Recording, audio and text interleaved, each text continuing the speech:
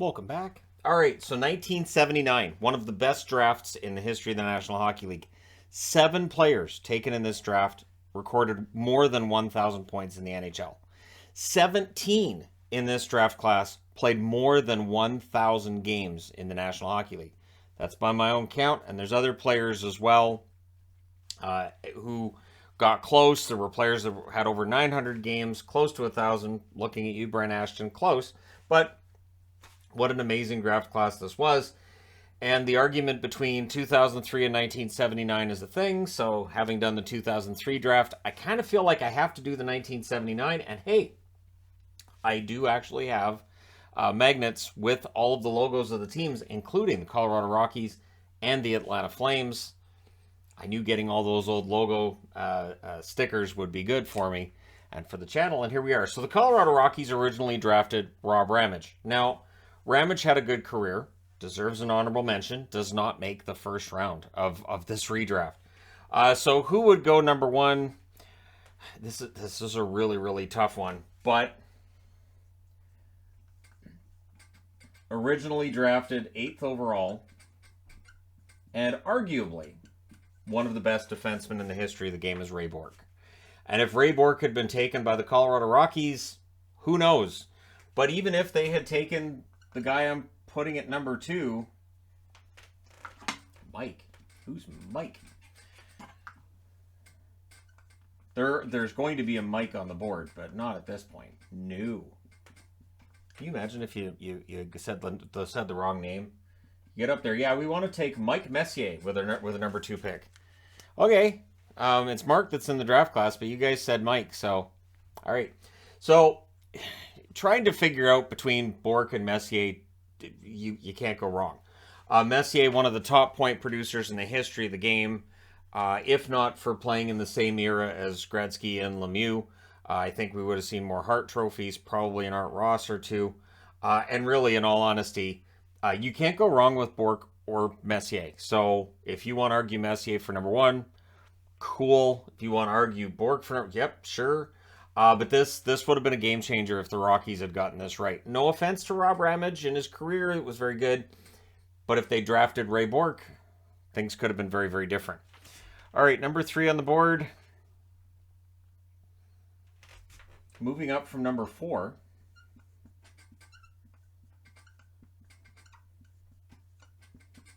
Mike Gartner. Mike Gartner, excellent skater, very, very solid pure goal scorer. And yeah, I mean, all he did was score goals and skate really fast. Even when he got older, he was still one of the faster skaters in the National Hockey League. So to me, Gartner, number 3, is not that much of a reach. At number 4, moving up from number 20,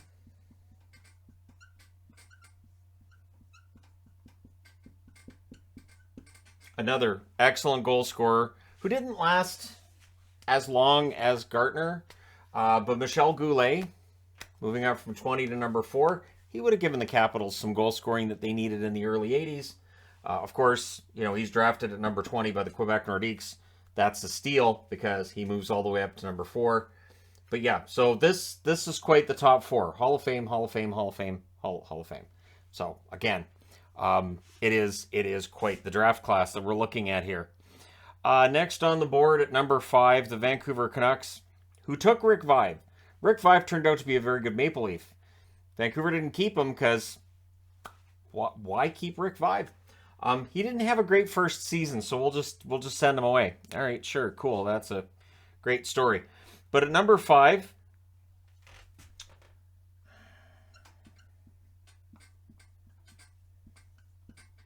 just imagine Guy Carbonneau, originally drafted 44th overall, moving up to number 5 and being drafted by the Vancouver Canucks. Guy Carbonneau, Hall of Fame career, one of the best defensive forwards in the history of the game.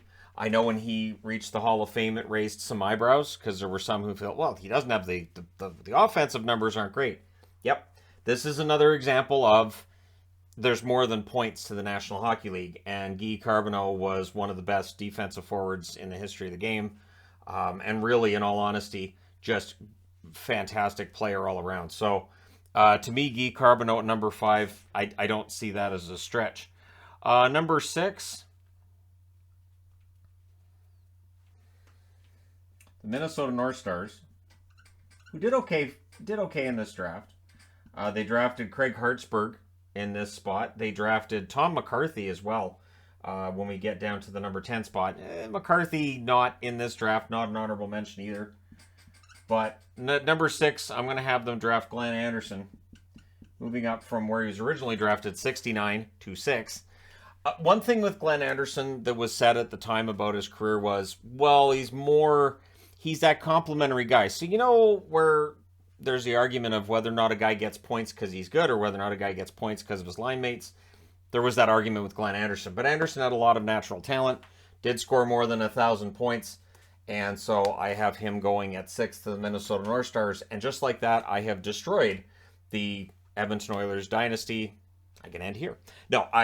But yeah, Anderson was an excellent pick. This was a great draft for the Edmonton Oilers, really, in all honesty.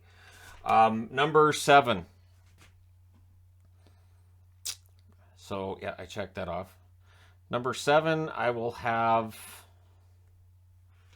Now, I know this player is controversial. Not in the Hall of Fame. He'll never get in the Hall of Fame, so don't worry about it. Dale Hunter. Moving up from 41 to 7. Now, Dale Hunter, again, the controversies are there. Did he end careers? Absolutely. Did he cross the line? Yes. Did he score 1,000 points and get 3,000 penalty minutes? That's also a yes. No one will ever do that again. Dale Hunter, and when he wasn't crossing the line, that's the sad part, is that I remember Dale Hunter as a good goal scorer, as a leader, and again, I understand that there's a lot of dislike for some of the stuff that was going on the ice when it came to ending careers. I get it, but Dale Hunter, I can't penalize him and say that a team wouldn't draft him at this point if he were available, because it's Dale Hunter. 1,000 points, 3,000 penalty minutes. And even though I'm taking him ahead of a Hall of Famer, that's my opinion. And again, people can let me know in the comment section below who they would take. Number 8, I'm having Boston take a Hall of Fame defenseman. It is not Ray Bourque, because they can't have him. He's already been drafted. It's Kevin Lowe. So my destruction of the Edmonton Oilers continues. Kevin Lowe was originally taken 21 overall by Edmonton. And you'll notice that Hartford, Winnipeg, Quebec, and the Oilers are here because when the WHA teams were brought in, the NHL took some of their best players that they felt belonged to other teams in the National Hockey League and then penalized them by having them draft late in what was considered to be the most stacked entry draft in history, because this is when the draft age dropped. So it was basically 2 drafts for the price of 1. The draft age dropped, thank you Ken Linsman, and because 18-year-olds were allowed to be drafted, not just 19-year-olds, you end up with a draft this stacked. So Kevin Lowe, as I said, moves up from 21 to 8 in this draft. Next on the board for Toronto, you know what it'll do, and this is legit. I think he belongs here. Rick Vaive drops from the 5th spot in the draft to number 8, or number 9, I should say. So Toronto drafts Rick Vaive, who, of course, was a 50-goal scorer for them, which is remarkable considering how poor some of those Toronto teams were, and for him to get 50 goals was something. I know everybody was scoring 50 goals and all that back then, but Rick Vaive getting 50 goals, it felt like he might have had to do some of that heavy lifting by himself, where others had a little more help. So that's your number 9 draft pick. Number 10...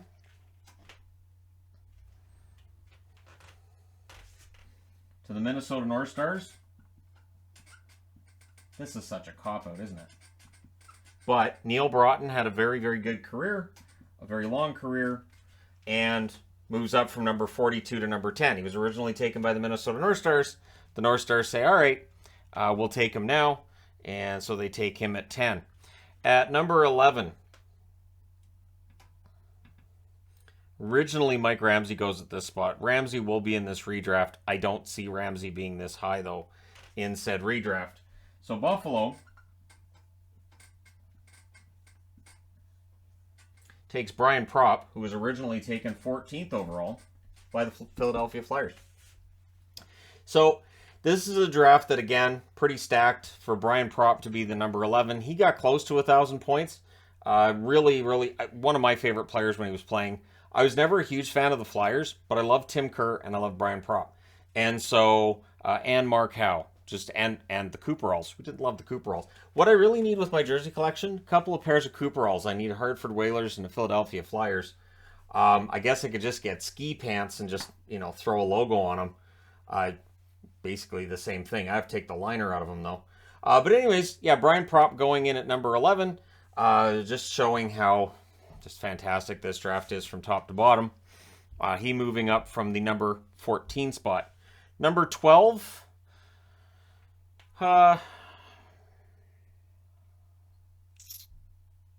This one's tough. This is where it starts to get kind of murky, because a lot of these guys are really close to one another in terms of their overall play. But for the Atlanta Flames, I believe this was their last draft. For the 1980 draft, they would have been the Calgary Flames. But yeah, so I'm going to have John Ogrodnik taken here. He was originally taken 66th in this draft. John Ogrodnik, very solid career for the Detroit Red Wings and moved around the league a little bit too. Ogrodnik, very good. If I haven't done an Ogrodnik video, I need to, because I enjoyed his career and I enjoyed watching him play. Next on the board, at number 13. So the New York Rangers, no strangers to Swedish players in the early 80s. So I'll have Thomas Steen go there. He was originally taken 103rd overall by the Winnipeg Jets. And in the redraft, he moves up to number 13. So not too shabby to move up that far. So for Thomas Steen, yeah, really excellent overall. Next on the board, for the Philadelphia Flyers, it's interesting. Mike Foligno, originally taken 3rd overall. I have him taken 14th here. Not a disappointing career in the slightest. Nice, long career. Honestly, good goal scorer early on, too. And known for his leap, of course, the Foligno leap and all that. But yeah, Mike Foligno, really solid long career. And again, the fact that he drops in my redraft, and he had a very good career as well, shows you how stacked this draft class really is. So, little dot there. Make sure I know he's already off the board. So at number 15, why not go with another steady defenseman to the Boston Bruins here? Originally drafted at 11 by the Buffalo Sabres, now drafted at 15 by the Boston Bruins, Mike Ramsey. So Boston would come out of this with Kevin Lowe and Mike Ramsey. Not bad. It's not Ray Bourque. Don't tell them about Bourque. Just tell them in the redraft you get Lowe and you get Ramsey. And just don't tell them they lost Bourque, because that's a pretty major loss right there on the blue line. But Ramsey was probably my favorite Sabre. And honestly, I did. There were a few Sabres I really liked. Bob Sauvé as an example. But yeah, Mike Ramsey, really good long career. Defensive defenseman. Not overly flashy, but good, solid. Played over 1,000 games in the NHL, as most of the guys on this board did. Which is, again, a remarkable feat. Next on the board,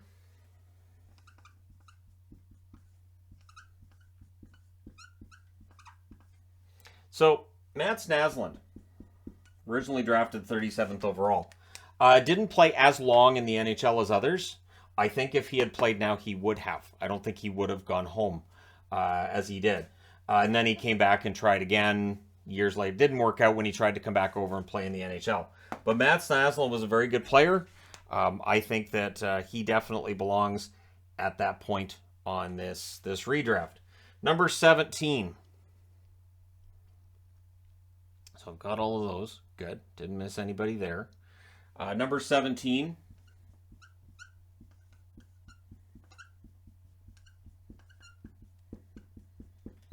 Well, Islander fans, this time you draft a Reinhart and he makes the NHL. It's Paul Reinhart. And he was originally drafted 12th by the Atlanta Flames. Reinhart had a good career that was shortened by a back problem.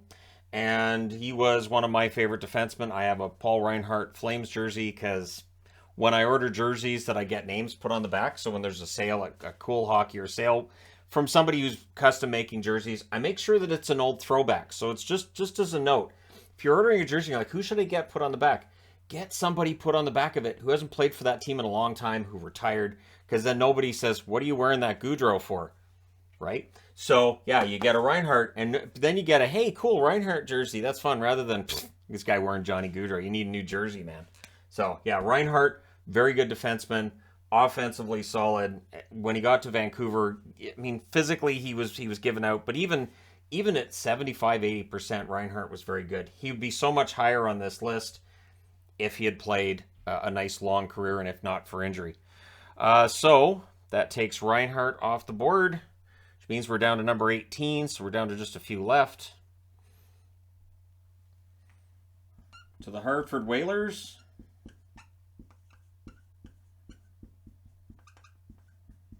Originally drafted at number 9 by the Toronto Maple Leafs, and then ended up with the Jets. Laurie Boschman.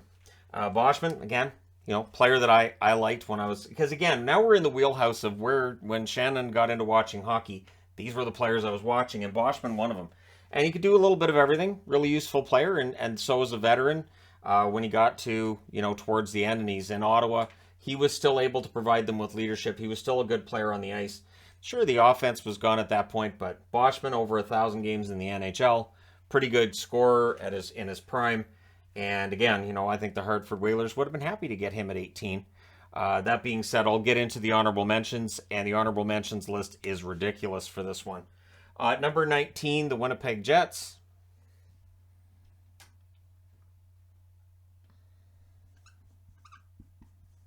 So I mentioned Matt Snaslund. And if Matt Snaslund had played his entire career in the NHL rather than playing in Europe, likely would have been higher than 16 or higher than 37. And again, likely higher on this list too, because if he played his entire career in the NHL. Anton Stastny is a good example too. The Stastny brothers in general. Marion, by the time he came over, he was older. And so, yeah, the Stastny brothers, if all three of them had played together their entire careers in North America in the NHL, who knows? We might have had Anton in the Hall of Fame as well. Anton, if you look at his points production in the National Hockey League, it was very good. And some of that may have been because he's playing with his brothers. Although Marion didn't play that long in the National Hockey League, comparatively speaking, with Anton or with Peter. But yeah, Stastny was a lot of fun to watch too. I remember that Quebec Nordiques era, and sadly I take him before number 20 for the Quebec Nordiques. So apologies for that, for Quebec fans waiting for him. I don't want to say consolation prize. Brent Ashton. Brent Ashton was drafted 26th overall that year. Now I have him moving up to 20 and being drafted by the Quebec Nordiques. Did he play for the Nordiques? Ashton bounced around the league a lot. If I haven't already done an Ashton video, I should, because he did bounce around the league a lot. So Ashton ends up at 20. So who goes last in this draft? This is honestly really, really tough. Okay. Nope, I'm going to stick with the original plan. Played for a long time in the NHL. Brad McCrimmon. Brad McCrimmon was originally drafted 15th overall, which means Dave Christian joins the list of honorable mentions. I'm going to go ahead and pick up this book here and give you guys the honorable mentions. Craig Hartsburg, shortened career. Keith Brown, excellent, believe Newfoundlander as well. Jay Wells, played over 1,000 games in the NHL. Dwayne Sutter, part of the Islanders dynasty. Lindy Ruff, played a long time for the Buffalo Sabres. Drafted as a defenseman, ended up on the wing. Pelle Lindbergh, career cut short. I didn't feel like I could realistically put Lindbergh in ahead of a guy who played, I think McCrimmon played 1,200 games in the NHL. Mike Krushelnyski, Rick Walmsley, Jim Poplinski, Dirk Graham, who I was thinking about putting in there at 21, but I thought, nope, can't. Dirk Graham's career not as long, and he did win a Selke trophy, but yeah, I would have McCrimmon ahead of him. And then Doug Crossman, an honorable mention as well. This is a stacked draft, absolutely stacked. And again, this is what happens when you drop the age down. Just think about it this way. If this upcoming draft, you have all these 18-year-olds that are clamoring for their chance, but then all of a sudden the NHL says, you know what, we'll drop the draft age to 17. Then your 2024 class is merged with the 2023 class, and you get chaos. And that's kind of what we had here. So again, thanks to Ken Linsman for creating what became arguably maybe the best and deepest draft in NHL history. Let me know your thoughts in the comment section below. As always, this is not an easy draft to rank out. So yeah, and when I do these, just as like an FYI, when I do these, I don't plan it ahead of time. I do plan ahead of time when I'm ranking draft picks, so ranking first, second, third, fourth, fifth draft picks. But when I'm doing the redrafts, I treat it like, okay, I'm a GM at the table. Who do I take? Who do I take next? Who do I take next? And so that's how you get this order. Let me know your thoughts. Hit like and subscribe if you're browsing your way through, you just happened upon this video. Thank you guys so much for watching, for all your support. I will talk to you again soon.